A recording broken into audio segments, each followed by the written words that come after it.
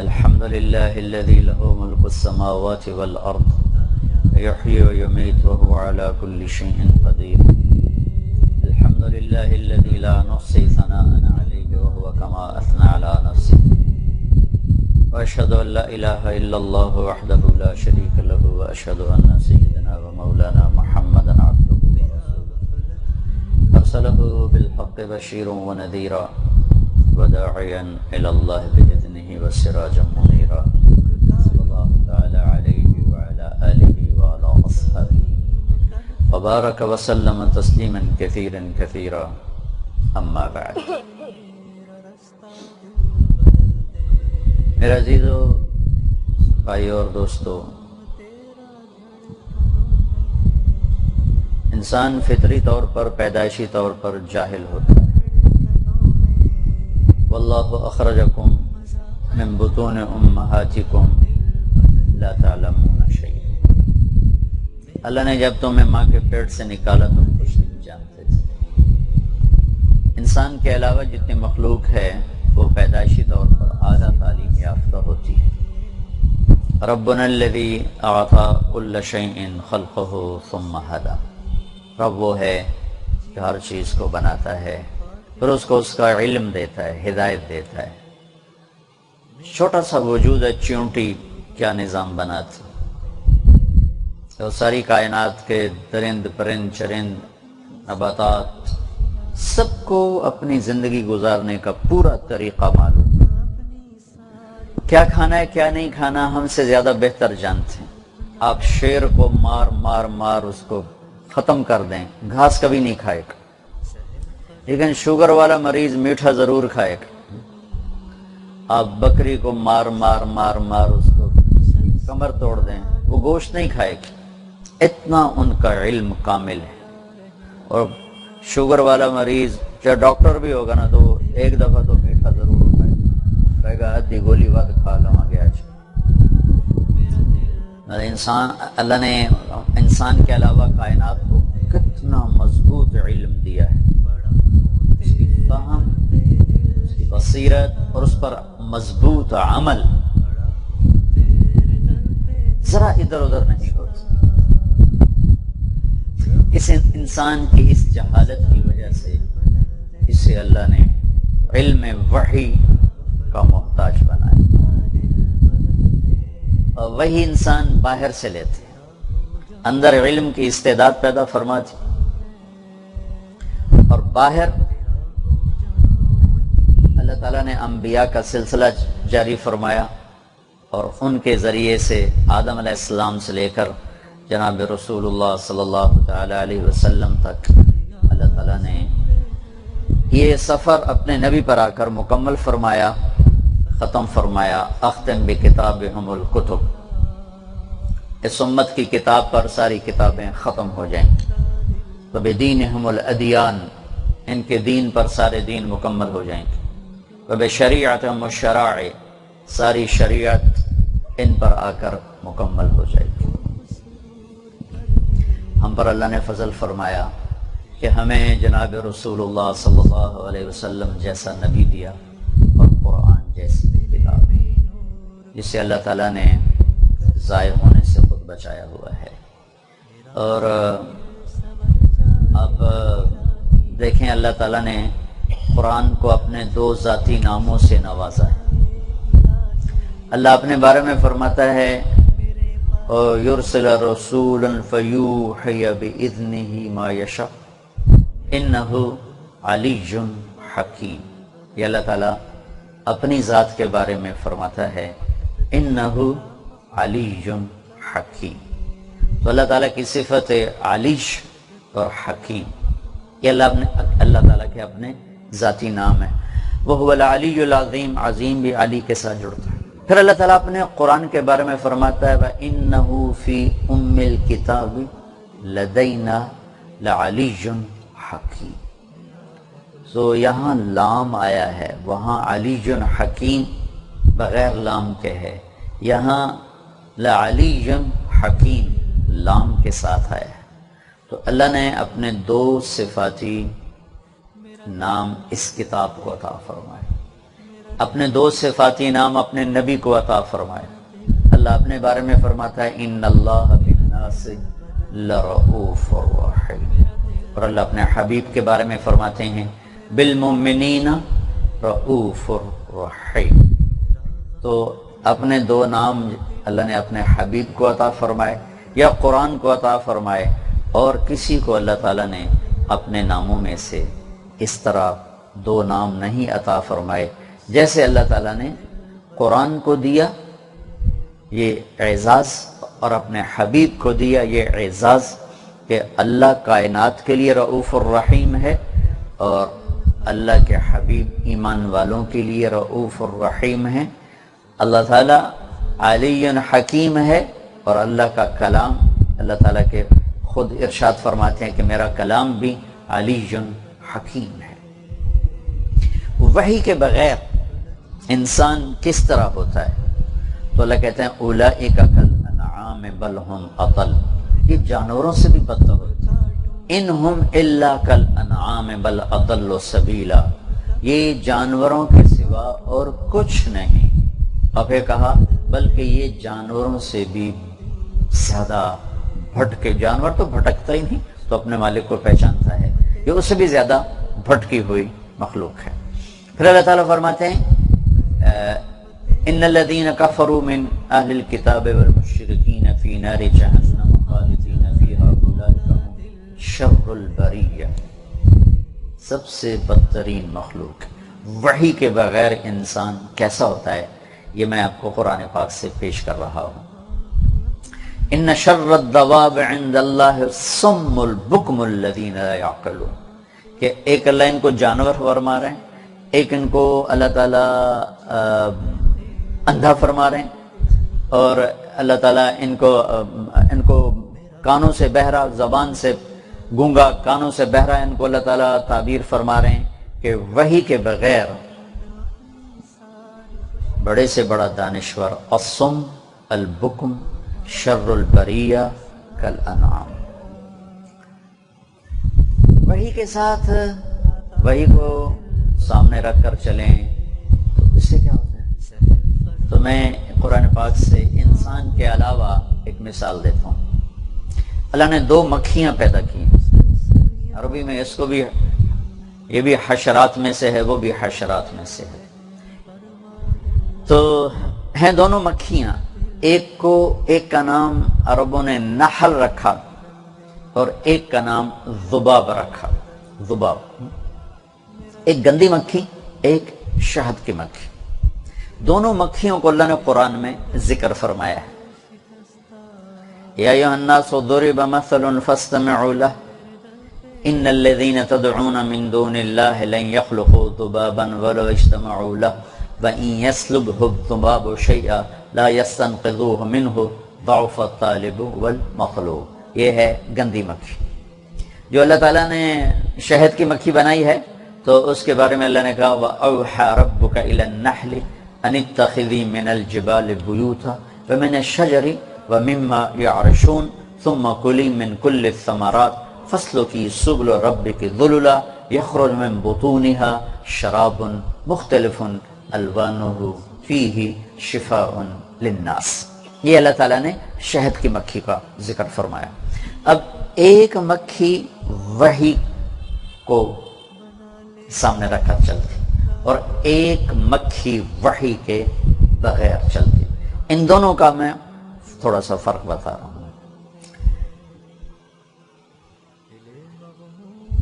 اللہ تعالیٰ نے شہد کی مکھی پر جب وحی اتاری اس نے قبول کر لی کہ ٹھیک ہے یا اللہ جو آپ کہیں گے میں ویسے کروں، تو اللہ نے اس میں کیا استعداد پیدا کی کہ آج کتنی ٹیکنالوجی ہے، ساری دنیا کے سائنسدان مل کر ایک قطرہ شہد نہیں بنا سکیں گے، اور ایک چھوٹی سی مکھی ہے اور یہ پھلوں کا رس چوستی ہے تو اس کے اندر ایک تھیلی ہے جس میں جا کر وہ پھلوں کا رس شہد میں تبدیل ہو جاتا ہے۔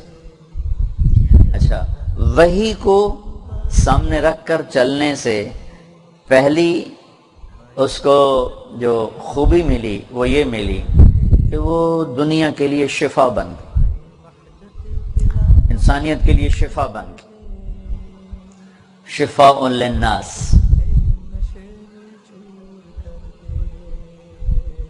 اس کے اندر ایک ایسی چیز پیدا ہوئی، پوری دنیا کے انسان مل کر اس کا ایک قطرہ نہیں بنا سکتے۔ وہ مکمل ہو جائے، پختہ ہو جائے، پک جائے، شہد 1000 سال کے بعد بھی نہ اس کا ذائقہ بدلتا ہے نہ رنگ بدلتا ہے۔ جو شہد کھٹا ہو جاتا ہے، ذائقہ بدل جاتا ہے پڑے رہنے سے، یہ ناپختہ شہد ہوتا ہے۔ جب شہد کی مکھی پورا پروسیس اس پہ کر لیتی ہے تو پھر وہ 1000 سال پڑا رہے، وہ خراب نہیں ہوتا ہے۔ اللہ تعالیٰ نے شہد کے اندر یہ خوبی ہے، بلکہ شہد کے اندر کسی چیز کو ڈال دیا جائے وہ بھی خراب نہیں ہوتی۔ اللہ نے اس کے اندر ایسی یہ صفت رکھی ہے، یہ طاقت رکھی ہے۔ پھر اس پر اللہ نے اس کو ایک علم دیا ہے۔ ہم بھی ایک معاشرہ بن کے رہتے ہیں نا، تو اللہ تعالیٰ نے، مجھے لگتا ہے، میں نے یہ کسی تفسیر کی بات نہیں ہے، جیسے آپ کے ساتھ آپ کے بڑے بڑے استاد بیٹھے ہیں، میں تو صرف ایک طالب علم ہی ہوں۔ ہم ایک معاشرے میں رہتے ہیں، فرد بن کے نہیں رہتے۔ ہماری زندگی تنہا نہیں، ایک اجتماعی زندگی ہے، اجتماعی زندگی۔ اللہ تعالیٰ نے ہمیں الہمہا فجورہا وتقواہا، گندی مکھی والا راستہ بھی دکھا دیا ہے اور اچھی مکھی والا راستہ بھی دکھا دیا ہے، یعنی برائی کا راستہ بھی دکھا دیا ہے اور اللہ تعالیٰ نے ہمیں اچھائی کا راستہ بھی دکھا دیا ہے۔ شہد کی مکھی ایک ماحول بنا کے رہتی، ایک معاشرہ بنا کے رہتی، وہ اللہ کی وحی کے پیچھے چلتی ہے۔ ان میں لڑائی کوئی نہیں ہوتی، ان میں جھگڑا کوئی نہیں ہوتا، ان میں قتل و غارت کوئی نہیں ہوتا، ان میں آپس میں کوئی کتا لڑتا ہے، شیر لڑتا ہے، بھیڑیا لڑتا ہے، سارے سانپ کو کھا جاتا ہے، چھپکلی چھوٹی چھپکلی کو کھا جاتی ہے، بلیاں لڑتی ہیں، کتے لڑتے ہیں، چوہے لڑتے ہیں، شیر لڑتے ہیں، ہاتھی لڑتے ہیں، چیتے لڑتے ہیں، ریچھ لڑتے ہیں، مچھلیاں لڑتی ہیں، لیکن شہد کی مکھی آپس میں نہیں لڑتی۔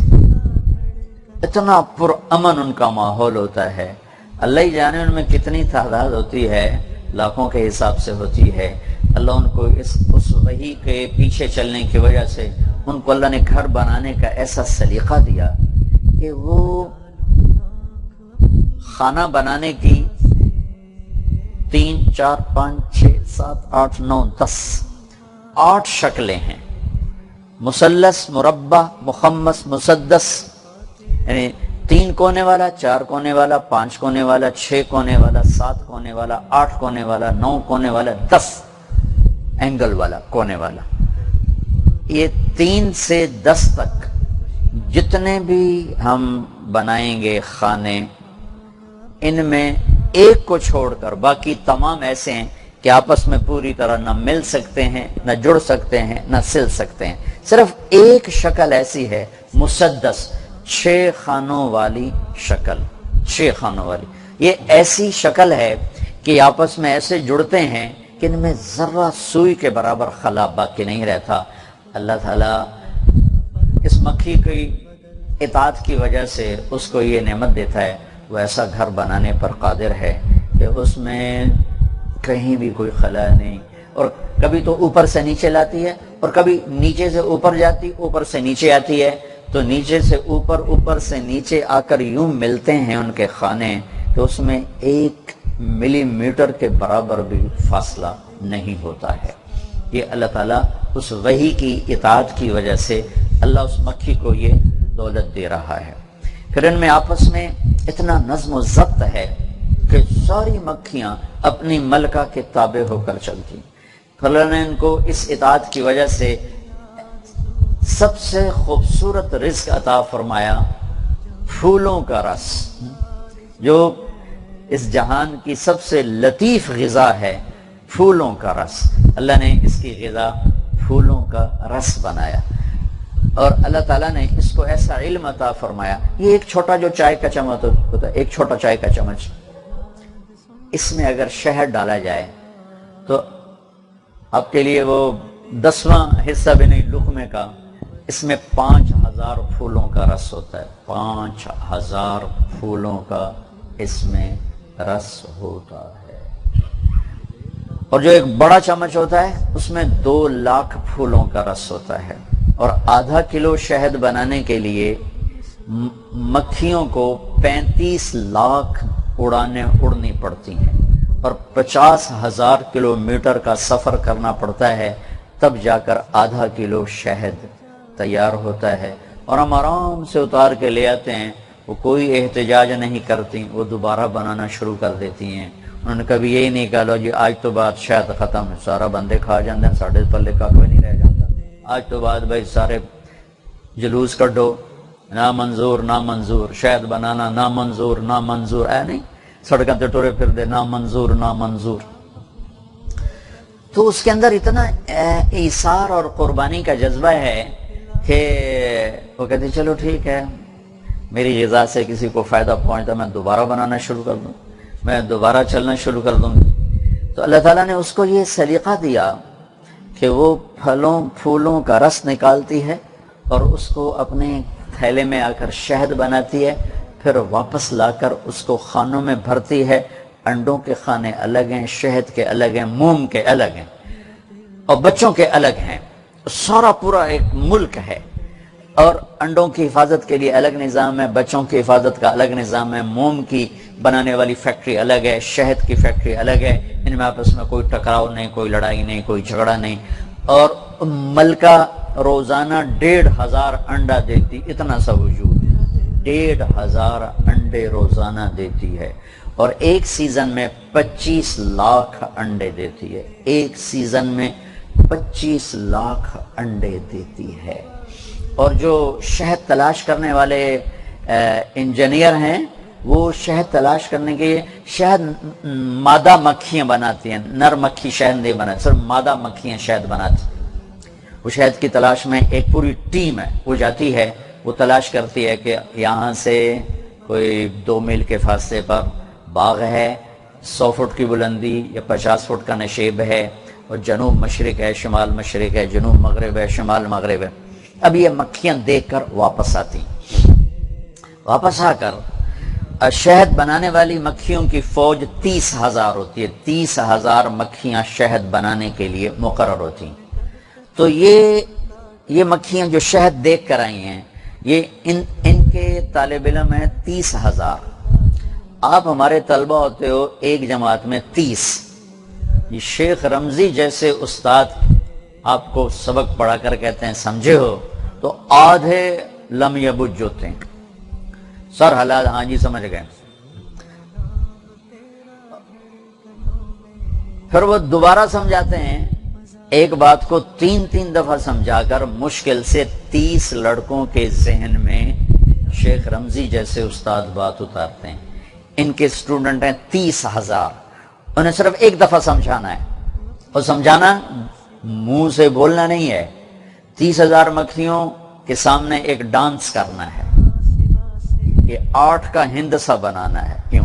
یہ آرٹ کا ہندسہ شہد کی مکھی بنا رہی اس طرح، اور 30,000 طالب علم اس مکھیوں ان کو دیکھ رہے ہیں، وہ بس یوں کر رہے ہیں۔ اب یہ کبھی یوں ہوگا، کہ کبھی ایسے ہوگا، یعنی کبھی لمبائی زیادہ، کبھی چوڑائی زیادہ، کبھی گولائی زیادہ، کبھی گولائی کم، کبھی بہت چھوٹی، کبھی یوں بالکل باریک، کبھی تھوڑا سا آگے پھیلا ہوا، کبھی متوسط، اس طرح اس کے مختلف اینگل بنتے ہیں۔ اس آرٹ کے عدد میں 30,000 طالب علموں کو سارا پتہ چل جاتا ہے کہ شہد کس طرف ہے، سفر کتنا ہے، بلندی کتنی ہے، سمت کیا ہے، کس جہت میں ہے۔ اور مکھی جو ہوتی ہے یہ ہزاروں لاکھوں خوشبوؤں کو اپنے اندر محفوظ کر لیتی۔ ہم تو 2-3 خوشبوئیں لگائیں تو ایک بن جاتی، 2-3 خوشبوئیں کٹھی لگا دو تو سب مل کر ایک سمیل بن جاتی ہے۔ اور شہد کی مکھی جب ٹریول کر رہی ہے نا، تو جہاں سے گزرتی وہاں کی خوشبو محفوظ کر لیتی، جہاں سے گزرتی وہاں کی خوشبو محفوظ کر لیتی، جدھر جدھر سے گزر رہی ہوتی اس میں سے معمولی سے معمولی خوشبو کو بھی یہ سیو کرتی جاتی، سیو کرتی جاتی۔ پھول پر پہنچی، اپنا کام کیا، جب واپس آئی انہیں خوشبوؤں کو ریکال کرتی ہے، جیسے جیسے وہ خوشبوئیں آتی جاتی ہیں وہ آگے بڑھتی جاتی، آگے بڑھتی جاتی، آگے بڑھتی جاتی، یہاں تک کہ ٹھیک اپنے ٹھکانے پر پہنچتی ہے۔ اس کے راستے میں کوئی کبھی بھٹکنا نہیں۔ ہاں، آج کے ریسرچ یہ کہ جو موبائل سگنلز ہیں، یہ چونکہ اس کا اینٹینا بہت پاورفل ہے، یہ سگنلز کیچ کرتا ہے تو وہ بھٹک جاتی ہیں، مکھیوں کو یہ ہمارے موبائل فون بھٹکا رہے ہیں اور شہروں کا دھواں انہیں بھگا رہا ہے۔ مکھی انتہائی لطیف مزاج اللہ نے اسے بنایا ہے۔ ہمارے بچپن میں جہاں جو 2-4 لکڑیاں پڑی ہوتی تھی وہاں شہد کا چھتا لگ جاتا تھا۔ اب باغوں کے باغ، میلوں کے میل، ایک شہد کا چھتا نہیں ہوتا۔ کیوں؟ سپرے کی گندی بو سے شہد کی مکھیاں بھاگ گئی اور شہر کے دھوئیں سے، شہروں سے شہد نکل گیا۔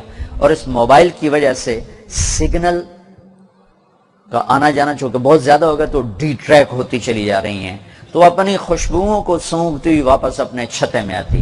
اب آگے وہاں 3-4 کھڑے ہوتے ہیں لیبارٹری اسسٹنٹ جو ہر مکھی کو دیکھ رہے ہیں، ہر مکھی کو دیکھ رہے ہیں، ہر مکھی کو دیکھ رہے ہیں۔ ہم نے بلڈ ٹیسٹ کرانا ہو جی، کل لے جائے جی، پرسوں لے جائے جی، یہ 1 ہفتے بعد رزلٹ آئے گا جی، 10 دن بعد رزلٹ آئے گا، 20 دن بعد رزلٹ آئے گا۔ اور وہ صرف ایک نظر دیکھتی ہیں ایسے، اور اس میں سارا انالیسس کر کے ہاں صاف ہے جاؤ، صاف ہے جاؤ۔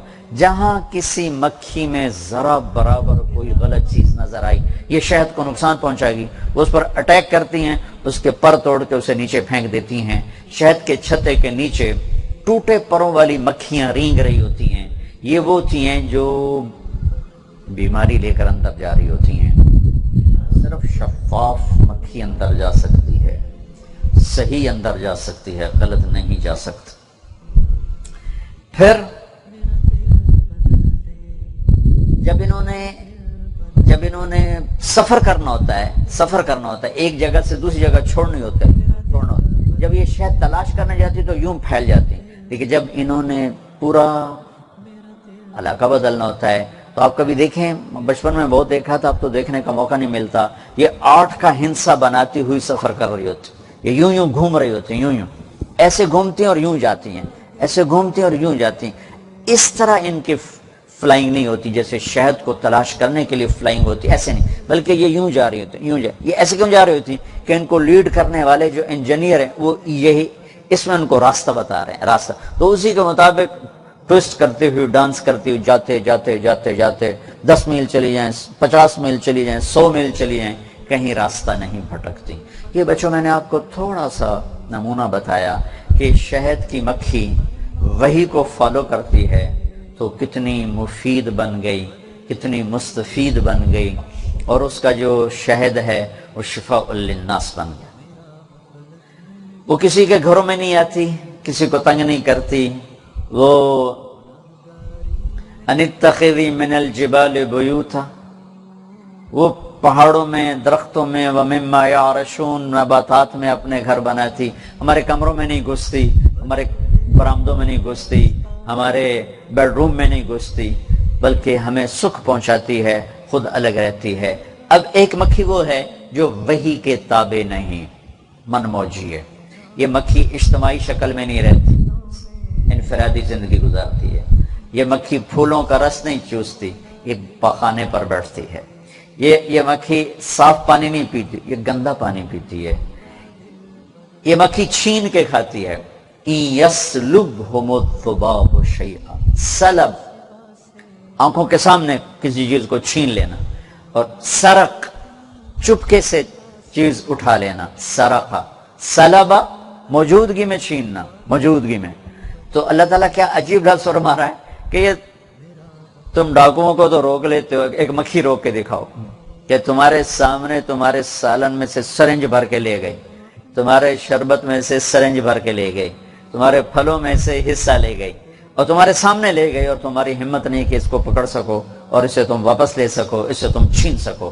تو جو گندی مکھی ہے وہ کیا کرتی ہے؟ وہ ہم سے چھینتی ہے، ہمارے کمروں میں گھستی ہے، ٹوائلٹ میں گھستی ہے، برآمدے میں گھستی ہے، مسجد میں آتی ہے، سونے نہیں دیتی، بیٹھنے نہیں دیتی۔ 64 میں 5 میں ٹی وی کا افتتاح ہوا، پاکستان ٹی وی کا افتتاح 64 تھا، تو اس کی نا وہ براہ راست نشریات دکھا رہے تھے، تو امیر محمد خان مرحوم جیسا جابر گورنر پاکستان میں کوئی نہیں آیا، دنیا میں کوئی ہوگا، بڑی بڑی مونچھیں، اتنی موٹی آنکھ، سرخ، دیکھ کے ہیبت طاری ہو جاتی۔ سارے پروگرام میں وہ کیمرہ مین بھی کوئی بڑا مزے کا تھا. ایک مکھی اس کے ناک پہ آ کے بیٹھ رہی, اسے ہٹاتا تھا پھر آتی, اسے ہٹاتا پھر آتی, اور جو مکھی اس پر آتی وہ کیمرہ ادھر لگا دیتے, جو مکھی ہے تو کیمرہ ادھر لگا دیتا. سورے لاہور میں میں سینٹرل ماڈل اسکول میں تھا تو ہمارے ہاسٹل میں ٹی وی آیا, تو اس کی پہلی افتتاحی تقریب ہو رہی تھی, تو محمد خان ساری مجلس میں یوں کرتا رہا. تو ہم بھی ہنس کے ہمارا برا حال کہ ایک دفعہ ابو جعفر منصور نا بیٹھا تھا دربار میں, تو ایک مکھی نے اس کو تنگ کرنا شروع کیا. آخر تنگ آ کر کہنے لگا, امام جعفر صادق رحمت اللہ علیہ بیٹھے تھے, کہنے کہ حضرت یہ اللہ نے مکھی کیوں بنائی؟ انہوں نے کہا تیرے جیسوں کا تکبر توڑنے کے لیے بنائی, کہ ایک مکھی تیرے کو نہیں ہٹ دی پئی. تو محمد خان مرحوم بیچارہ یوں کرتا رہا. تو دو مکھیاں ہیں میرے بچوں, ایک گندی مکھی اس نے وحی کو سامنے نہیں رکھا, تو وہ انفرادی زندگی پہ چلی گئی, وہ گندگی پہ چلی گئی. جہاں زیادہ ہوتی ہے ہم ان کو مارنا شروع کرتے ہیں, بھائی سپرے کرو, ابھی آ رہی ہیں تو ہم سپرے لاؤ بھائی. وہ ایک ایسا ہوتا ہے, وہ مارنے والے سٹک ہوتی ہے, آگے اس کے چوکور بنا ہوتا ہے, تو ٹھا مر رہی. اور شہد کی مکھی کو ہم خود بچا رہے ہوتے ہیں, وہ میں کاٹ کے بھی چلی جائے تو ہم اس کو ہاتھ نہیں لگاتے ہے, شہد دی مکھی ان کی مارنا. اور جو بیچاری ہمیں آ کے تنگ نہ کرے, ویسے کونے میں مارو سپرے دوتے. وہ وحی کو فالو نہیں کرتی, وہ گندگی پہ پڑتی ہے, وہ انفرادی زندگی گزارتی ہے, وہ مصیبت بنتی ہے, وہ چھین کے کھاتی ہے, وہ چور ڈاکو بنتی ہے. یہ میں نے تھوڑا سا آپ کے سامنے دو رخ پیش کیے ہیں. یہاں سے میں اپنی اگلی بات آپ سے عرض کرنا چاہتا ہوں. ایک وہ ہیں جو وحی کو سامنے رکھ کر چلتے ہیں, وہ شہد کی مکھی کی طرح مفید بھی ہوتے ہیں, مستفید بھی ہوتے ہیں, نفع اٹھانے والے بھی ہوتے ہیں, نفع پہنچانے والے بھی ہوتے ہیں. ایک وہ ہیں جو گندی مکھی کی طرح وحی سے انکار کر دیتے ہیں اور اپنی مرضی پر چلتے ہیں, وہ گندگی پر گرتے ہیں, وہ خود گندگی کا ڈھیر ہوتے ہیں اور وہ چھین کے کھاتے ہیں. پھر انہیں اسی طرح مار پڑتی ہے جیسے ہم مکھیوں کو مارتے ہیں. فَكُلًّا أَخَذْنَا بِذَنبِهِ أَلَمْ تَرَ كَيْفَ فَعَلَ رَبُّكَ بِعَادٍ إِرَمَ ذَاتِ الْعِمَادِ التي لم يخلق مثلها في البلاد وثمود الذين جابوا الصخر بالواد وفرعون ذي الأوتاد الذين طغوا في البلاد فأكثروا فيها الفساد فصب عليهم ربك صوت عذاب ألم تر كيف فعل ربك بأصحاب الفيل ألم يجعل كيدهم في تضليل وكم قسمنا من قرية كانت ظالمة وكأي من قرية عتت عن أمر ربها ورسله فحاسبناها حسابا شديدا وعذبناها عذابا نكرا مكروا مكرا ومكرنا مكرا وهم لا يشعرون فانظر كيف كان عاقبة مكرهم أنا دمرناهم وقومهم أجمعين فتلك بيوتهم خاوية بما ظلموا إن في ذلك لآية لقوم يعلمون وأنجينا الذين آمنوا وكانوا يتقون. یہ چند آیات سے میں نے آپ کو مثال دی ہے کہ جو وحی کو سامنے رکھ کر نہیں چلتے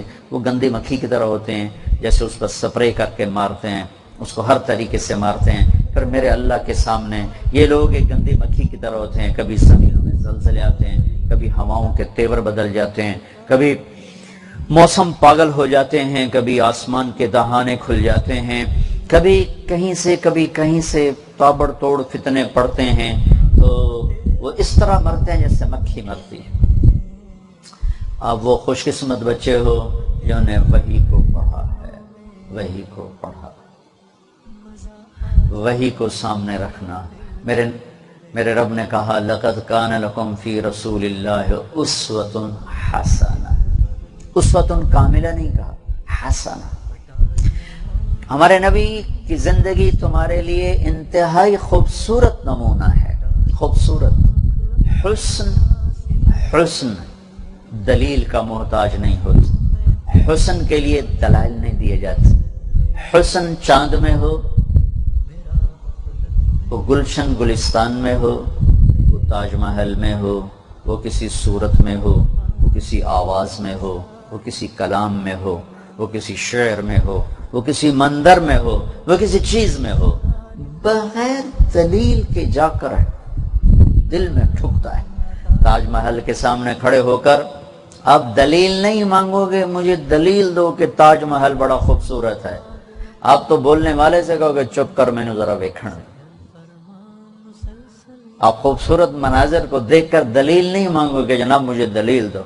کوئل کو نغمے کو سن کر آپ کو دلیل کی ضرورت نہیں ہے کہ مجھے دلیل دو۔ کوئل کا نغمہ بہت دلکش اور دل ربا ہے۔ ڈوبتے سورج کا منظر، اٹھتی صبح کا منظر، تاروں بھری رات کا منظر، 14ویں رات کے چاند کا منظر، قوس و قزح کے منظر، ان کے قائل ہونے کے لیے آپ کو دلیل نہیں چاہیے۔ آپ کھینچیں گے، بچہ بھی، بڑا بھی، بوڑھا بھی، جوان بھی، مرد بھی، عورت بھی۔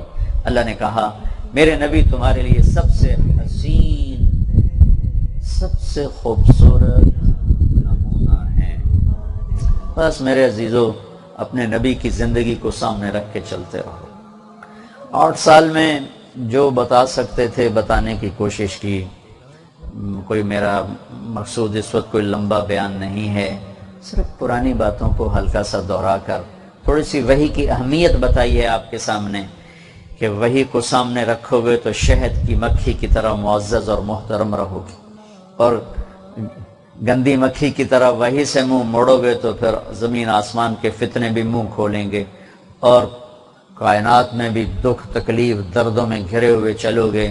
ساری چیزوں کا علاج پیسہ نہیں ہے، اور ساری زندگی کی دوڑ کا آخری منتہا وہ دولت اور پیسہ نہیں ہے۔ ساری زندگی کی دوڑ کا آخری منتہا وہ اللہ کی ذات ہے، اللہ کو راضی کرنا ہے، اور اللہ کے محبوب صلی اللہ تعالی وسلم کی پاکیزہ زندگی کو سامنے رکھ کر چلنا ہے۔ اور اگر میں سارے قرآن کا خلاصہ کروں تو 2 باتیں جو سورہ یوسف میں ہیں، مَن یتق ویصبر فإن اللہ لا یضیع اجر المحسنین۔ سارے قرآن کا خلاصہ سورہ یوسف کو احسن القصص اللہ تعالیٰ نے فرمایا ہے۔ بے شمار وجوہات ہوں گی، میرا تو اتنا گہرا مطالعہ نہیں ہے۔ اس میں ایک جو مجھے خوبصورتی نظر آتی ہے، جو احسن القصص ہونے کی ایک وجہ ہے کہ اللہ نے سارے قرآن کو 2 لفظوں میں بیان کر دیا ہے، ساری آسمانی تعلیمات کو 2 لفظوں میں بیان کر دیا ہے، من یتق ویصبر فإن اللہ لا یضیع اجر المحسنین۔ انسان کا کمال ہے کہ اللہ سے جڑا ہوا ہو اور اللہ کے بندوں سے جڑا ہوا ہو۔ یہ 2 پر ہیں، حقوق اللہ، حقوق العباد۔ اللہ سے جوڑ، اللہ کے بندوں سے جوڑ۔ اللہ سے جڑنے کا ذریعہ تقوی ہے، اور اللہ کے بندوں سے جڑنے کا ذریعہ صبر ہے۔ من یتق، اس کے پیچھے زلیخا کے قصہ کی طرف اشارہ ہے، ویصبر، اس کے پیچھے بھائیوں کے قصے کی طرف اشارہ ہے، کہ ایک طرف زلیخا کی دعوت چلی اور ایک طرف یوسف علیہ السلام کا تقوی چلا، تو ثابت قدم رہے، تو اللہ تعالیٰ نے ان کے قصے کو انتہائی خوبصورت کہانی بنا کر آپ کے سامنے پیش کیا۔ اور 40 سال بھائیوں کا دکھ سہنے کے بعد، تکلیف سہنے کے بعد، درد سہنے کے بعد ان سے کہا لا تثریب علیکم اليوم، میرے بھائیو آپ جاؤ، آپ پہ کوئی کسی قسم کا کوئی الزام نہیں ہے۔ جو ایک تقوی، اور تقوی کی انتہا یہ نہیں کہ آپ زیادہ عبادت گزار ہو، تقوی کی انتہا یہ ہے کہ آپ گناہوں سے متنفر ہو جائیں، گناہوں سے دور ہو جاؤ۔ اور آپ نوجوان ہو، بوڑھا بھی گناہ کرتا ہے، کبھی ہو جائے تو اللہ نے توبہ کا دروازہ کھلا رکھا ہوا ہے۔ اپنے اور اپنے رب کے درمیان تعلق قائم کرنے کے لیے تقوی ہے، یعنی اتق المحارم تکن اعبد الناس، گناہ چھوڑنے والا سب سے زیادہ عبادت گزار۔ نفلیں پڑھنے والوں کو عبادت گزار نہیں کہا، گناہ چھوڑنے والے کو عبادت گزار فرمایا ہے۔ گناہ چھوڑ دو، سب سے بڑے عبادت والے بن جاؤ۔ تو زلیخا اور یوسف کا قصہ یہ اس تقوی کے لفظ کی طرف اشارہ کرتا ہے کہ گناہوں سے بچنے والا، نافرمانی سے بچنے والا، یہ تقوی والا ہے، یہ تقوی والا ہے۔ اور بھائیوں کا قصے کے پیچھے صبر ہے کہ 40 سال کے جدائیاں، قید، تہمتیں، الزام، منڈیوں میں فروخت ہونا، اور جب وہ آئے تو ان کا جاؤ میں نے معاف کیا۔ سبحان اللہ، ہم معاف کر کے بھی تانا دینے سے نہیں چوکتے، تو میرے نال اے کیتا، تو میرے نال اے کیتا۔ جب یوسف علیہ السلام نے کہا نا جاؤ میرے ابا کو لے آؤ، والدین کو لے آؤ، تو ان کو لے کر آئے۔ جب وہ آئے تو یا ابت ھذا تأویل رؤیایا قد جعلها ربی حقا، کہ ابا جان یہ وہ خواب ہے جو اللہ نے مجھے دکھایا تھا، آج اس کی یہ تعبیر ہے۔ وقد احسن بی اذ اخرجنی من السجن وجاء بكم من البدو من بعد ان نزغ الشیطان بینی و بین اخوتی ان ربی لطیف لما یشاء۔ اپنے ابا سے کہا ابا جان اللہ نے کرم کیا، خواب کو سچا کر دیا اور آپ بھی آ گئے، میرے بھائی بھی آ گئے، اور اللہ نے مجھے جیل سے بھی نکال لیا، پچھلی ساری کہانی کو کٹ کر دیا، جیل سے اپنی کارگزاری سنائی، جیل سے نکالا، گھر سے جو بھائیوں نے نکالا تھا وہ نہیں بتایا، جو کنویں میں پھینکا تھا وہ نہیں بتایا، جو منڈی میں فروخت ہوئے وہ نہیں بتایا، جو الزام لگے وہ نہیں بتایا، جو سارا مکر و فریب بھائیوں نے کیا تھا وہ نہیں بتایا، جیل سے نکلنا بتایا کہ میرے اللہ نے مجھے جیل سے نکالا، آپ کو گھر سے لائے اور ہمیں جمع فرمایا۔ آپ ایک دنیا کے سمندر میں کودنے والے ہیں، اور ہمارے دیش میں کیا پوری دنیا میں منفی رویے بہت زیادہ ہیں، تو منفی چیزوں کا جواب منفی بن کے نہ دینا، مثبت بن کے دینا، گالی کا جواب گالی سے نہ دینا، مناظرے نہ کرنا، تحریکوں کا حصہ نہ بننا۔ تحریکوں نے یہ ملک ہو یا ساتھ بر اعظم میں کوئی ملک ہو نقصان زیادہ پہنچائے ہیں، نفع کم پہنچائے ہیں۔ اثمہما اکبر من نفعہما، ہمارے اس ملک کی تاریخ بھی بتاتی ہے، اور میں دین اتنا نہیں پڑھا جتنا میں تاریخ پڑھا ہوں، اور جتنی دنیا اللہ تعالیٰ نے مجھے پھرائی اپنے فضل و کرم سے، دیکھنے اور پڑھنے کے بعد جب آدمی کچھ پڑھ لکھ لیتا ہے نا تو پھر اس کے اندر اطاعت کا مادہ بہت کم ہو جاتا ہے، وہ خود صاحب بصیرت صاحب فراست بننے کی کوشش کرتا ہے کہ مجھے کسی کی ضرورت نہیں ہے، میں خود زی رائے ہوں۔ تو کچھ عرصہ آپ ہمارے پاس رہے ہیں، تو دیانتاً آپ سے کہہ رہا ہوں، آپ کو لگام تو نہیں دے سکتے اور نہ آپ کا ہاتھ پکڑ سکتے، آپ یہاں سے نکلیں گے تو ہمارا اور آپ کا تعلق ایک کچا دھاگا رہ جائے گا، چاہو تو توڑ دو چاہو تو باقی رکھو، یاد کرنے اور بھلا دینے میں کوئی لمبا فاصلہ نہیں ہوتا ہے، چند قدم بھی نہیں، چند لمحے بھی نہیں، ایک لمحہ ہوتا ہے یاد کرنے اور بھلا دینے کا، لیکن ہمارے ذمہ ہے کہ ہم آپ سے دیانتاً وہ کہیں جس کا ہم نفع دیکھتے ہیں۔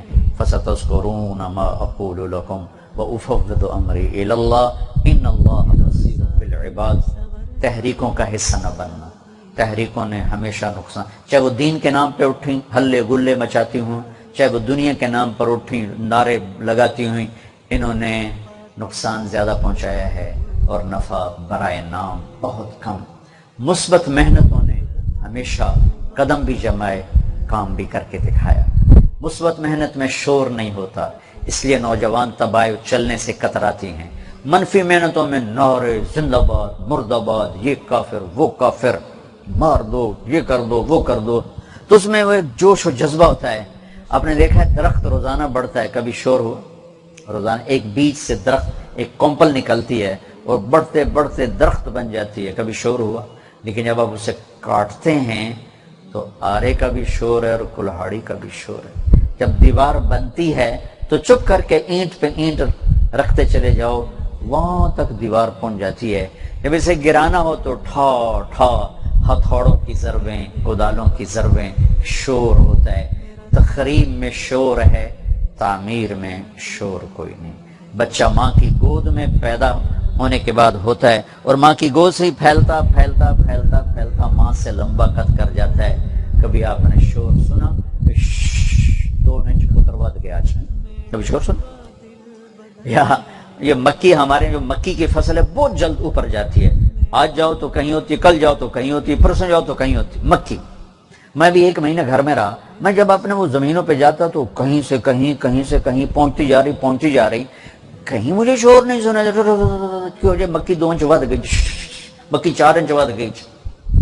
مثبت کاموں میں شور، کبھی مدرسوں کا شور سنا، خانقاہوں کا شور سنا، تبلیغ کا شور سنا، اور زندہ باد مرد آباد کے شور سنے کہ نہیں سنے؟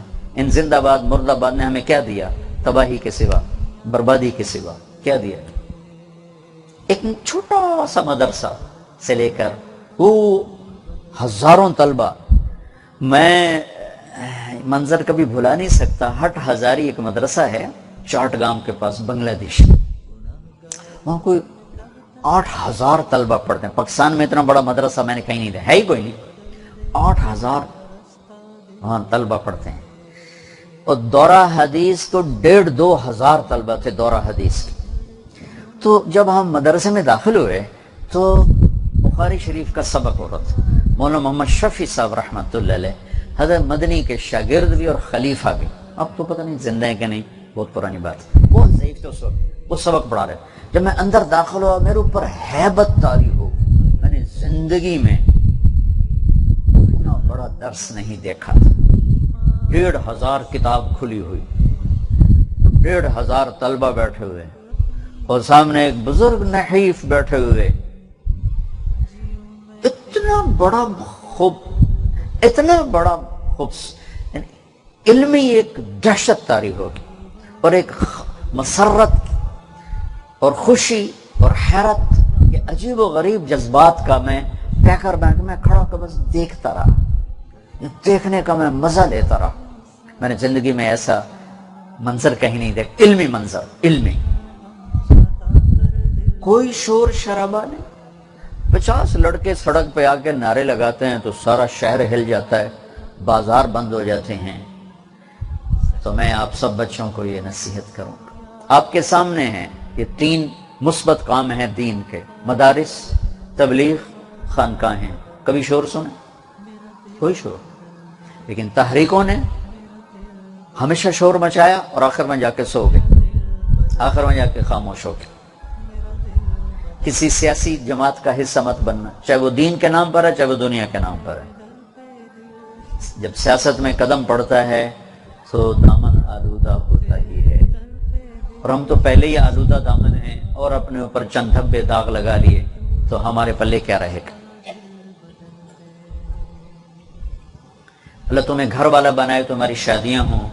میں نے 8 سال تمہیں معاشرت بتائی ہے، میں تقابل نہیں کر رہا ہوں، اللہ تعالیٰ کی نعمت کا شکر ادا کرتے ہوئے کہہ رہا ہوں۔ میں نے 8 سال مدرسے میں پڑھا، ایک دن نہیں سنا کہ بیوی کے ساتھ سلوک کیا کرنا، ماں باپ کے ساتھ کیسے چلنا ہے، بھائی بہنوں کے ساتھ کیسے چلنا ہے۔ فقہ فقہ فقہ فقہ پڑھ پڑھ پڑھ پڑھ مت مری گئی۔ میں نے ایک دفعہ اپنے مولانا احسان صاحب سے کہا، استاد جی آپ سے بڑا گلہ ہے۔ کہنے کیا؟ میں نے کہا اپنے میں فقہ بھی پڑھائی، حدیث بھی پڑھائی، تفسیر بھی پڑھائی، تبلیغ بھی سکھائی، آپ نے ہمیں گھر کی زندگی نہیں سکھائی۔ ہم اپنی ماں باپ کو چھوٹی چھوٹی باتوں پہ دکھ دیتے رہے، اپنی بیوی کو چھوٹی چھوٹی باتوں پہ ذلیل کرتے رہے تربیت کے نام پر۔ تو مولانا کی آنکھوں میں آنسو آ گئے، فرمایا بہت دیر سے تم نے بتایا۔ میں نے کہا پہلے جرأت ہی نہیں ہوتی تھی، اب تھوڑا سا آپ نے ہمت دی ہے اب اپنے سامنے بولنے کی تو بول لیتے ہیں، ورنہ ہم ادب میں کبھی بولے ہی نہیں آپ کے سامنے۔ تو میں نے اس خلا کو محسوس کیا اپنی زندگی میں۔ اب میری اولاد بیٹھے ہوئے، میں نے آپ کو بتانے کی بھرپور کوشش کی۔ آگے چل کے آپ صحیح چلو غلط چلو وہ تو آپ کا اور اللہ کا معاملہ ہے، لیکن کم از کم انشاءاللہ اللہ تعالیٰ مجھے بڑے بول سے بچائے، فخر تکبر سے بچائے۔ میں نے تمہارے سامنے گھر کی زندگی کو کھل کے پیش کیا ہے کہ ایک مسلمان اپنی بیوی کے ساتھ کیسے چلتا ہے، ماں کے ساتھ کیسے چلتا ہے، باپ کے ساتھ کیسے چلتا ہے، بھائی کے ساتھ کیسے چلتا ہے، اختلاف ہو جائے تو کیا کرتا ہے، اتفاق ہو تو کیا کرتا ہے۔ میں نے کوشش کی، میں کوئی بھرپور تو نہیں کہ اب پوری نہیں، اپنی بساط کے مطابق میں نے پوری کوشش کی میں آپ کے سامنے یہ زندگی لاؤں۔ آج میں آپ سے یہ توقع رکھتا ہوں کہ جب آپ اپنی دنیا میں جائیں، اللہ آپ کے گھر آباد کرے تو اپنی بیویوں کے لیے راحت بنے، آپ کے ماں باپ زندہ ہوں تو ان کی آنکھوں کی ٹھنڈک بنے۔ پھر ایک بات دہرا دیتا ہوں کہ ہمارا چونکہ جوائنٹ فیملی سسٹم ہے تو ہمارا سسرالی معاشرہ بہت سخت ہے، ظالم بھی کہوں تو میں غلط نہیں کہہ سکتا۔ ساس کا جبر، سسر کا جبر، خود خامد کا اپنا جبر، پھر دیور اور بھابیاں اور دیورانیاں جٹھانیاں، ایک عجیب قسم کا ایک مرکب ہے۔ اگر ہمیں شریعت کا پتہ ہوتا تو یہ بہت اچھا معاشرہ تھا، کیونکہ انسان ایک دوسرے کی مدد سے ہی چلتا ہے۔ چونکہ شریعت کا نہیں پتہ تو بہت ظلم ہے، بہت زیادتی ہے۔ تو اپنی بیوی کی حفاظت کرنا اپنی ماں باپ کے ظلم سے، اور ماں باپ کی حفاظت کرنا بیوی کی بدتمیزی سے، بیوی کے عشق میں ماں باپ کو ناراض نہ کر بیٹھنا اور ماں باپ کے عدم میں بیوی کو ذلیل نہ کر بیٹھنا، اس میں بہت افراط و تفریط ہو رہا ہے۔ کچھ کہتے ہیں میری ماں ہے، میرا باپ ہے، میں نے نہیں بولنا، تو ظلم برداشت کر، اور کچھ کہتے ہیں میری بیگم ہے، میں انہیں اس کو آئے گا، وہ ماں باپ کو رگڑا دے دیتے ہیں، وَكَانَ بَيْنَ ذَلِكَ قَوَامًا، بچوں زندگی گاڑی اس کے درمیان چلتی ہے۔ بیوی کی وجہ سے ماں باپ کو خوار نہ کرو، ماں باپ کی وجہ سے بیوی کو خوار نہ کرو، ذلیل نہ کرو، اسے عزت دینا آپ کے ذمہ ہے۔ ماں باپ کی خدمت آپ کی بیوی کے ذمہ نہیں، آپ کے ذمہ ہے۔ آپ کی بیوی آپ کے ماں باپ کی خدمت قبول کرے، آپ اس کا احسان مانو، اس کو ڈنڈے سے نہیں آپ چلا سکتے کہ میرے ماں باپ ہیں۔ وہ ایک بچی کا آیا پیغام کہ میرا خامن مجھے روز کہتا جا میری اماں نو سلام کر کے آ، خود جا کے اس کا حال بھی نہیں پوچھتا، اور میں نے کہا جا میری ماں نو سلام کر کے آ۔ میں یہ اس قسم کے نا بہت، چونکہ معاشرت کے احکام کے، ہم تو نماز کے احکام نہیں پوری طرح جانتے، تو معاشرت تو بہت ہی پیچیدہ زندگی ہے۔ بازار میں جاؤ، اگر آپ میں سے کسی کو بازار پہنچا دے تو وہ مزاربت والوں کو سامنے رکھ کے چلنا کہ وہ ایک عبرت کی مثال بنے ہیں، اور بہت پگڑیاں اچھلی ہیں، بہت لوگوں کے گھر برباد ہوئے ہیں۔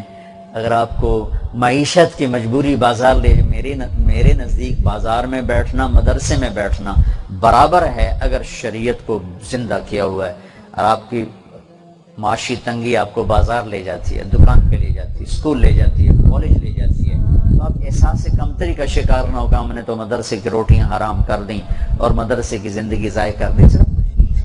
علم کا مقصود کوئی پڑھانا نہیں، علم کا مقصود سیکھنا ہے۔ وہ سیکھنے کے بعد میں مدرسے میں بیٹھوں سب سے اعلیٰ چیز ہے، مسجد میں بیٹھوں بہت اعلیٰ چیز ہے، لیکن میں بازار میں اگر جاتا ہوں تو، اور وہ جو میں نے ہدایہ میں مسئلے پڑھے تھے میں بازار میں زندہ کرتا ہوں، میں سچ بولتا ہوں، میں صحیح تولتا ہوں، میں وعدے سے نہیں پھرتا، میں جھوٹ نہیں بولتا، اور میں ناجائز منافع نہیں لیتا، تو مسجد کا ماحول اور یہ اس دکان کا ماحول اب ایک جیسا ہے۔ درسگاہ اور دکان اب ایک ہو گئے کہ اگر اس کی دکان میں سچائی ہے، دیانتداری ہے، آنے والے کی خیر خواہی ہے۔ میں دکھ سے کہہ رہا ہوں، ہمارا تاجر جو ہے نا، گاہک کا فائدہ سوچ کے نہیں بیٹھتا کہ میں گاہک کو نفع پہنچاؤں، اپنا فائدہ سوچ کے بیٹھتا ہے کہ مجھے اس کو کیسے لوٹنا ہے۔ جریر بن عبداللہ رضی اللہ تعالیٰ عنہ نے اونٹ بیچا 300 درہم کا، پیسے وصول کر لیے، پھر کہنے لگے میرے بھائی یہ سواری کے لیے آپ لے رہے ہو یا ذبح کرنے کے لیے؟ انہوں نے کہا یہ میں سواری کے لیے لے رہا ہوں۔ کہا بھائی مجھے معاف کرنا، یہ سواری کے قابل نہیں ہے، اس کے پاؤں میں زخم ہے، یہ اپنے پیسے لو اور میرا اونٹ واپس کر دو۔ پیسے اس کو دے کے اونٹ گھر رکھ لیا، اپنے نوکر سے فرمایا بازار سے گھوڑا خرید کے لاؤ۔ وہ 300 درہم کا گھوڑا خرید کر لائے۔ جریر بن عبداللہ البجلی یمن کے شاہی خاندان کے فرد ہیں، آخری 2 مہینے میں ایمان لائے، چند دن صحبت کے ملے۔ انہوں نے گھوڑے کو دیکھا تو نوکر مالک کو ساتھ لے کر آیا کہ او میں تمہیں پیسے دلوا دوں۔ کتنے میں لیا؟ کہا جی 300۔ انہوں نے گھوڑے کو دیکھا، گھوڑا مہنگا تھا، مالک کو خود نہیں پتا تھا۔ اب میرا یہ موبائل ہے، میں 300 میں بیچوں یا 3000 میں بیچوں، اگر میں 300 پہ راضی ہوں تو عثمانی صاحب کے لیے یہ حلال ہے، کوئی مسئلہ نہیں۔ لیکن حلال حرام سے اوپر بھی ایک دنیا ہے جسے اخلاق کی دنیا کہتے ہیں، جسے ایثار کی دنیا کہتے ہیں، جسے سخاوت کی دنیا کہتے ہیں، جسے ہمدردی کی دنیا کہتے ہیں۔ ایک وہ جہان ہے جہاں آج کانٹے اگے ہوئے ہیں، جنگل ہی جنگل ہے۔ کہیں گے میاں تجھے 400 دے دوں تیرے گھوڑے کے تو خوش ہو؟ کھائے خوش نہیں ہوگا تو اور کیا ہوگا؟ تو اگر 500 دے دوں کہا پھر میں اور بھی زیادہ خوش ہوں۔ کہا 600 دے دوں کہا پھر اور زیادہ مزے کی بات۔ کہا 700 دے دوں کہا جی بالکل اچھی بات۔ کہا 800 دے دوں تو وہ کہنے لگا حضرت جی اے تسی لینا یا میرے نال ہاسا کیتی جاندے ہو؟ کیونکہ خریدار تو قیمت نہیں بڑھاتا نا، خریدار جناب اور کم کرو جی، اور کم کرو۔ کہا بھائی 800 دے دو، گھوڑا باندھ دو۔ یہ وہ چلا گیا تو ان کے نوکر نے کہا حضرت میں جو 300 میں سودا کر کے آیا تھا تو یہ 500 کس خوشی میں بڑھائے؟ تو فرمایا میرے دوست اس کو پتہ نہیں تھا، اس کا گھوڑا 800 کا تھا، اگر میں اسے 300 میں رکھ لیتا تو میں نے اللہ کے نبی سے وعدہ کیا تھا ہاتھوں میں ہاتھ دے کر، جب تک زندہ رہوں گا مسلمانوں کی خیر خواہی چاہوں۔ 300 کی چیز 800 کی چیز 300 میں رکھنا یہ کوئی خیر خواہی نہ تھی، یہ دھوکہ تھا، اس لیے میں نے 500 اوپر دے دیے۔ اس طرح اگر آپ بازار میں تجارت کرنا چاہتے ہیں تو آپ کا بخاری پڑھانا اور تجارت کرنا میرے نزدیک برابر ہے۔ آپ کسی نوکری میں جاتے ہیں اور مالک کا حق پورا ادا کرتے ہیں۔ ہمارے جو عبداللہ صاحب سے پہلے امیر تھے بشیر صاحب رحمت اللہ علیہ، وہ جی ایم تھے پورے مغربی پاکستان کے ٹیلی فون کے محکمے کی۔ جب وہ آفس میں داخل ہوتے تھے تو تبلیغ کی بات بند فرما دیتے تھے، فرماتے تھے کہ یہ ٹائم کہ میں پیسے لیتا ہوں حکومت سے ٹیلی فون کے لیے، لہٰذا یہاں ٹیلی فون کے علاوہ کوئی بات نہیں ہوگی۔ تو جو ان کا ڈیوٹی ٹائم تھا 8 گھنٹے 6 گھنٹے 5 گھنٹے، اس میں کوئی تبلیغ کی بات نہیں سوائے اپنی ذمہ داری۔ جو ہی دفتر کی دہلیز سے باہر نکلتے کہ بس بھائی دفتر کا ٹائم ختم، اب کوئی فون کی بات نہیں ہوگی، اب صرف تبلیغ کی بات ہوگی۔ اگر اس طرح آپ کسی نوکری میں جاتے ہیں تو آپ کا بخاری پڑھانا اور آپ کا نوکری کرنا میرے خیال میں یہ اللہ کے قرب کا وہ بھی ذریعہ ہے، یہ بھی ذریعہ ہے۔ تفاوت کی بات ہو سکتی، اجر کی کمی اور زیادتی، لیکن جیسے بخاری پڑھانے سے اللہ کا تعلق ہے، ایسے ہی اس جاب سے بھی اللہ کا تعلق ہے۔ آپ کے پاس پیسہ کو نہیں، اب آپ ہاتھ توڑ کے مزدوری کرتے ہیں، اپنے ہاتھوں سے مزدوری کرتے ہیں۔ تو مسلم شریف کی روایت ہے صبح سے شام تک اپنے ہاتھوں سے جو کمائی کرتا ہے بچوں کو کھلانے کے لیے، اس کے اس دن کے سارے گناہ معاف ہو جاتے۔ سعد بن معاذ رضی اللہ تعالیٰ عنہ اللہ کے نبی کے سامنے بیٹھے تھے تو آپ کی نظر پڑی، ہاتھوں پر نشان تھے سخت سخت۔ تو آپ نے کہا سعد تیرے ہاتھ ایسے سخت کیوں ہیں؟ کہ یا رسول اللہ بچوں کے لیے مزدوری کرتا ہوں تو یہ مزدوری کرتے کرتے میرے ہاتھ سخت ہو گئے، تو مجھے دیکھو۔ آپ نے ان کا ہاتھ پکڑا اور یوں بوسہ لیا اور فرمایا کہ بچوں کو حلال کھلاتے ہوئے جو ہاتھ ایسے ہو جاتا ہے اس پہ جہنم کی آگ حرام ہو جاتی ہے۔ تو دین کے کام کا تصور یہ نہ رہے کہ صرف مدرسے پڑھانا یا کسی خانقاہ میں بیٹھنا یا دارالافتاء میں بیٹھنا یہ دین کا کام ہے۔ ہر لمحہ ہمارا دین ہے اگر اللہ اس کے رسول کی اطاعت کے ساتھ، اللہ اس کے رسول کے حکم کے۔ سلطان محمود غزنوی نے 35 سال حکومت کی اور دنیا کا سب سے بڑا حکمران تھا اپنے زمانے کا۔ 416 ہجری میں اس کا انتقال ہوا۔ 1974 میں زلزلہ آیا، اس کی قبر پھٹ گئی۔ قبر کھول کے دیکھا تو اس طرح قبر میں پڑا تھا جیسے کوئی آج میت کو رکھ کر گیا ہو، کفن بھی میلا نہیں ہو، کفن بھی۔ 35 سال کی حکومت کے بعد 1000 برس گزر گیا، قبر کی مٹی نے اس بندے کو ہاتھ نہیں لگایا۔ تو اگر آپ دنیا کے شعبوں میں اللہ کے حکموں کو سامنے رکھ کر چلتے ہیں، بخاری پڑھانا بھی جنت کا ذریعہ ہے، اور دکان بھی اور اسکول بھی اور کالج بھی اور ریڑھی لگانا بھی۔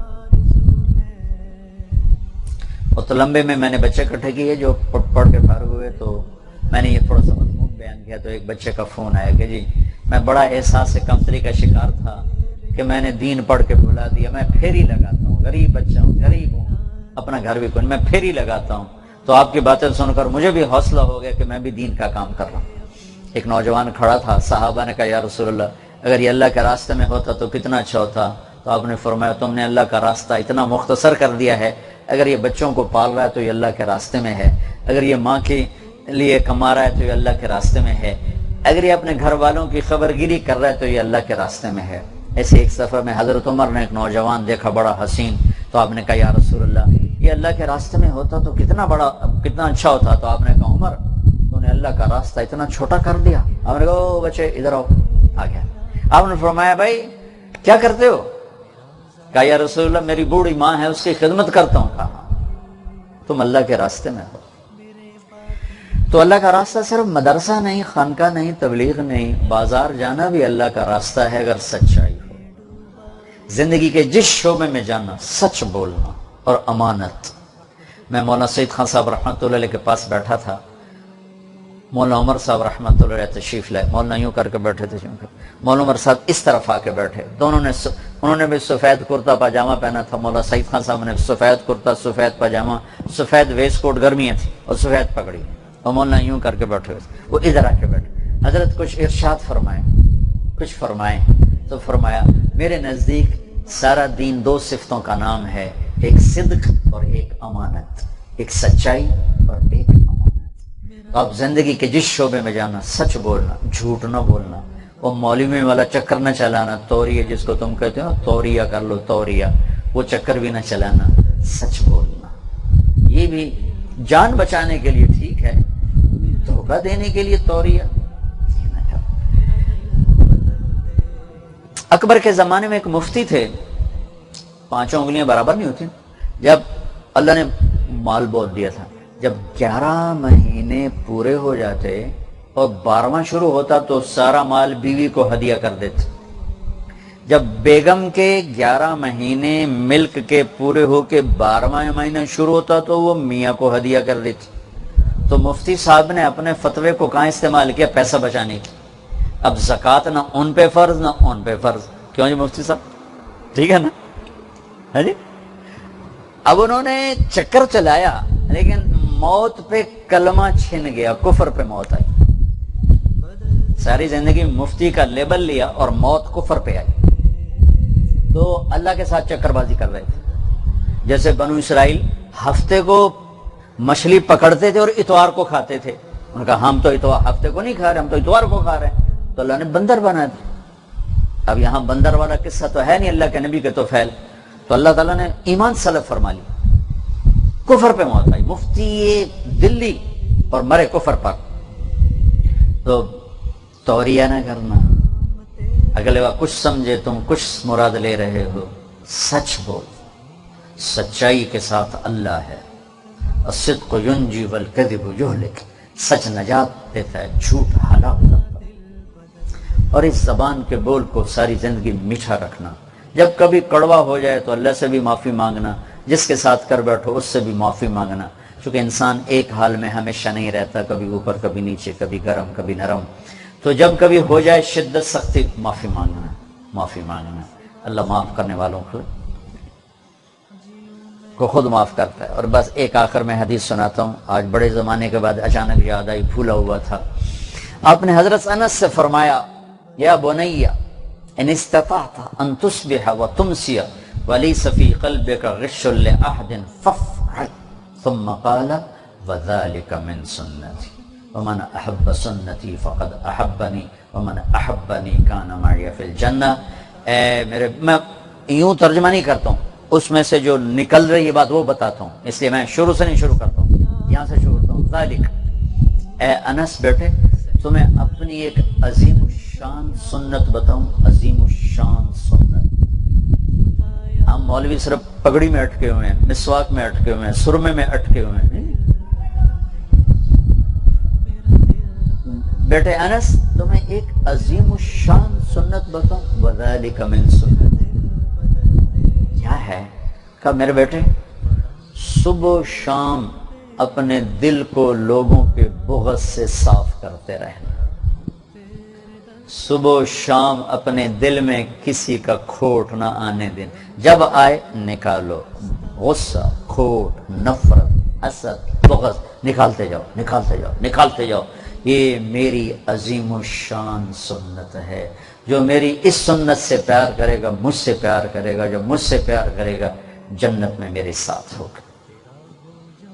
میں آپ سے لمبی بات نہیں کرنا چاہتا، آپ کی تقسیم اسناد بھی ہے، کھانا بھی ہے، مجھے صبح سویرے سفر ہے، میں نے کراچی جانا ہے، لمبی بات نہیں ہو سکتی، بس یاد دہانی کے طور پر چند باتیں آپ کی خدمت میں پیش کر دی ہیں، یاد کرتے رہو گے تو یاد آتی رہیں گی۔ ایک دفعہ دروس زندگی کے نام پر میں نے کئی دن مسلسل بات کی تھی، وہ کہیں مل جائے تو اس کو رکھو اپنے پاس، اسے پڑھتے رہو۔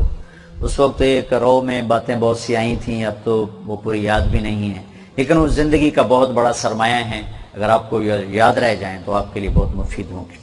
اور کہیں آپ کو پڑھانے کا موقع ملے ٹھیک ہے، نہیں ملتا تو ذاتی مطالعہ نہ چھوڑنا میرے سے، مطالعہ. مجھے میری زندگی کا سب سے بڑا دکھ یہ ہے کہ میرا مطالعہ چھوٹ گیا ہے.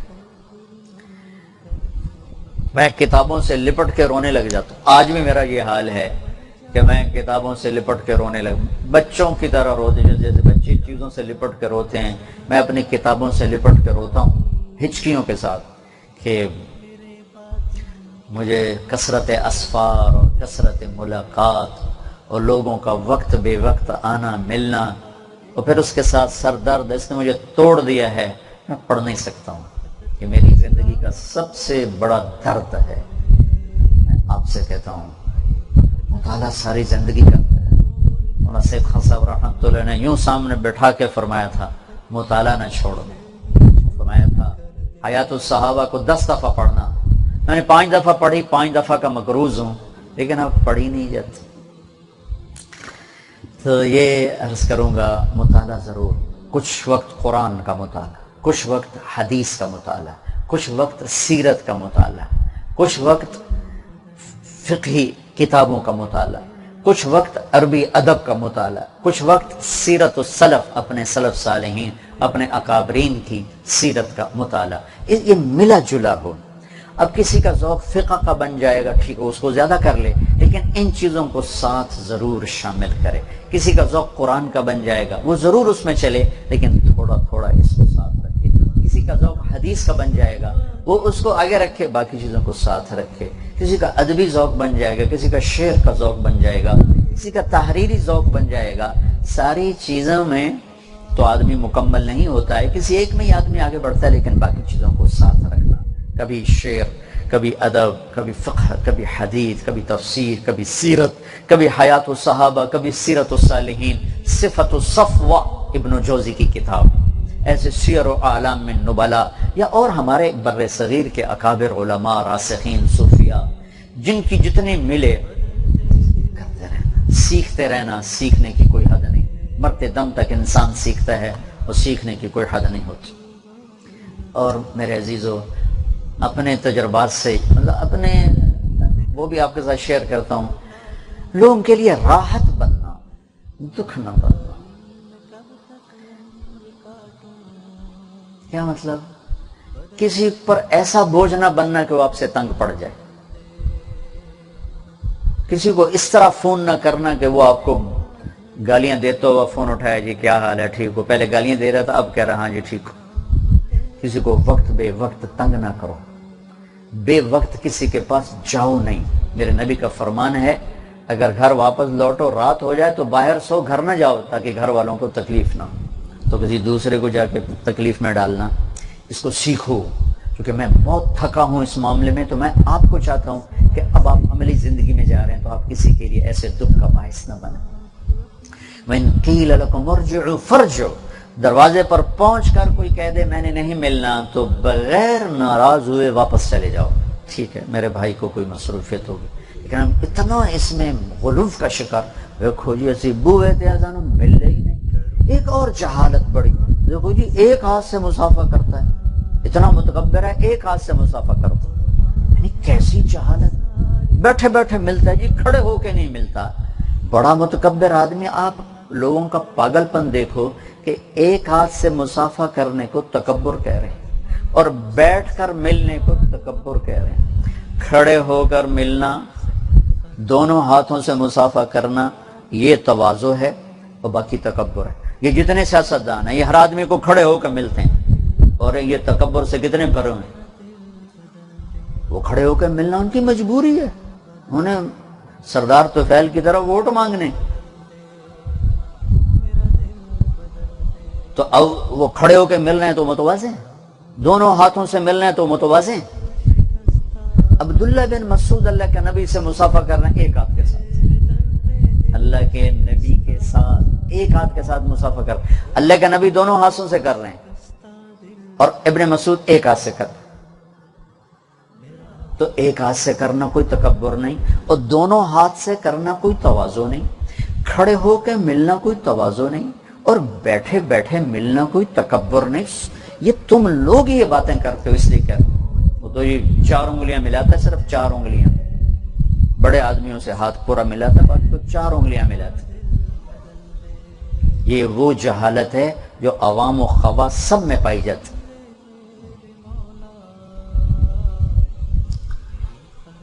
ایک آدمی مصروف ہے، تمہیں ایک ہاتھ ملا کے چلا جاتا ہے تو اتنی بات پہ اسے متکبر کہہ دو گے. میں سویا ہوا تھا، سویا ہوا، تو ایک پٹھان نے آ کے نا دھڑ کی، میں اٹھ کے بیٹھا، کہتا دعا کوا دعا کوا. پٹھانوں کی عادت ہے ہاتھ اٹھواتے ہیں زبردستی، اور جو زبردستی ہاتھ اٹھائے گا دعا کرے گا کہ سلواتیں سنائے گا اسے. دعا کوا دعا کرو. میں کہا اچھا انشاءاللہ کریں گے تھا تکبر دے، اور اٹھ کے چلا گیا. اب مولوی زبیر بتائیں گے میں کہا یہ تکبر ہے.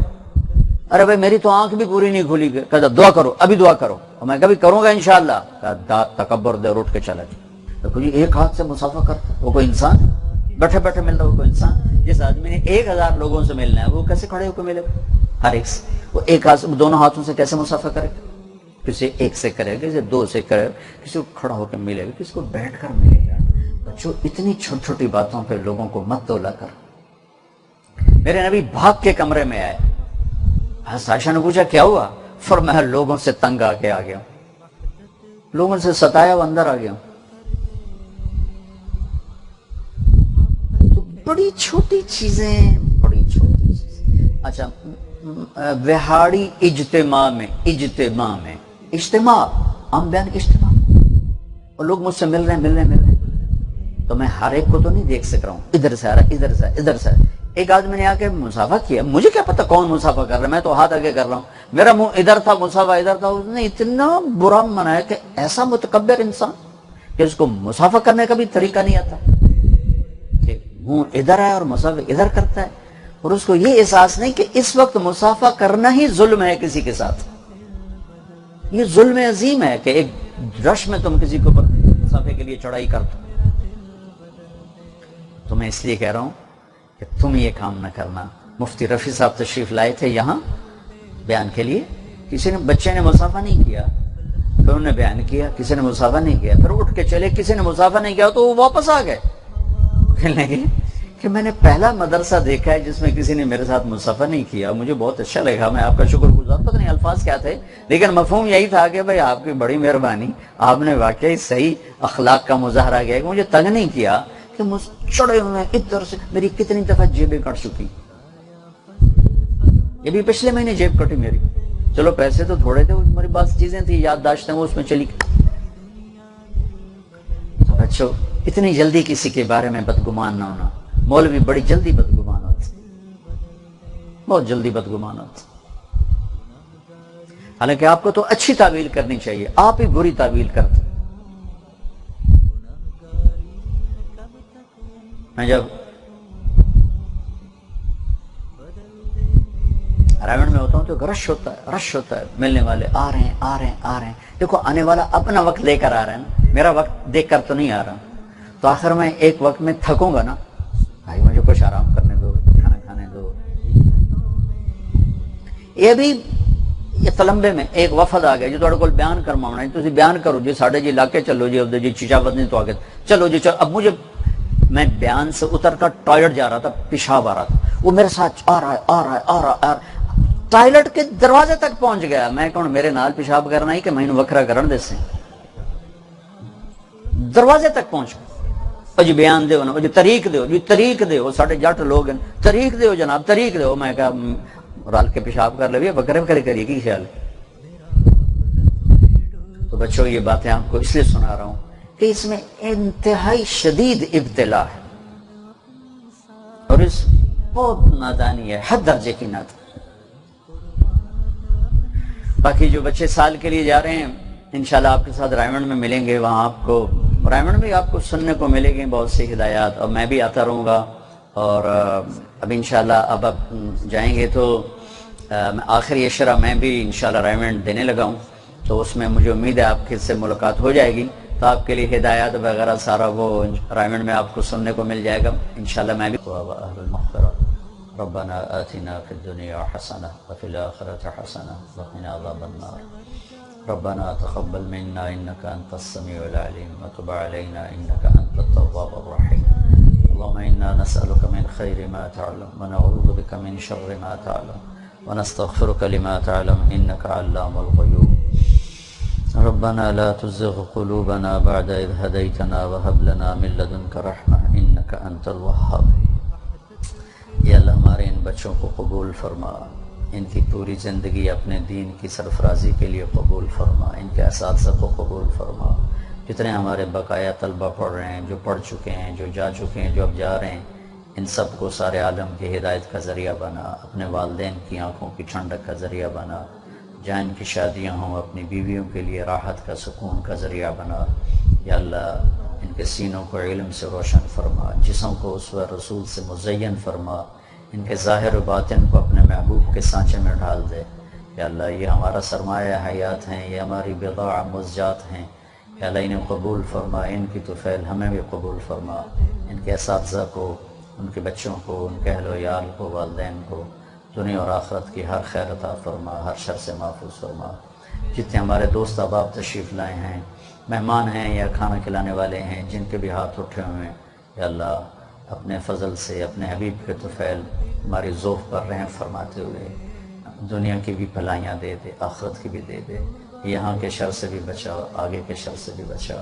اور یا اللہ ہم سب سے راضی ہو جا، راضی ہو جا، راضی ہو جا.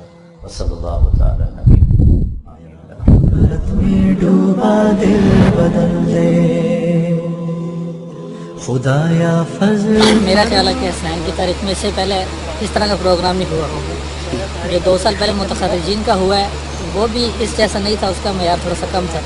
لیکن یہ ہماری مرتبہ الحمدللہ جو ہے حسنین کی تاریخ میں بڑا ڈفرینٹ پروگرام ہوا ہے. اللہ مدرسے والوں کو جزائے خیر دے. جو ہماری توقع سے بڑھ کے مدرسے والوں نے ہمیں عزت اور اکرام اور شرف دیا. اپنے ادارے پہ فخر ہے کہ انہوں نے ہمارے آنے والے معزز مہمانوں کی قدر کی. ہمیں ایسا لگا جیسے ہم اپنے والدین کے پاس آ رہے ہیں. مولانا یوسف صاحب ہیں، مولانا اکرام صاحب ہیں، مولانا عدنان صاحب ہیں، مولانا نورو صاحب، ان کے ہم بہت زیادہ شکر گزار ہیں. جس محنت سے اور جس طرح ہمیں شفقت کے ساتھ پڑھایا، اسی شفقت کے ساتھ اور اسی محبت کے ساتھ ہمیں آج اساتذہ ہمیں الوداع کہہ رہے ہیں. ماشاءاللہ ایسی ترتیب اس سے پہلے کبھی دیکھی نہیں گئی. جو کیفیات ہیں اس کو بیان کرنے کے لیے ہمارے پاس الفاظ نہیں ہیں. بہت اچھا لگا ادھر آ کے.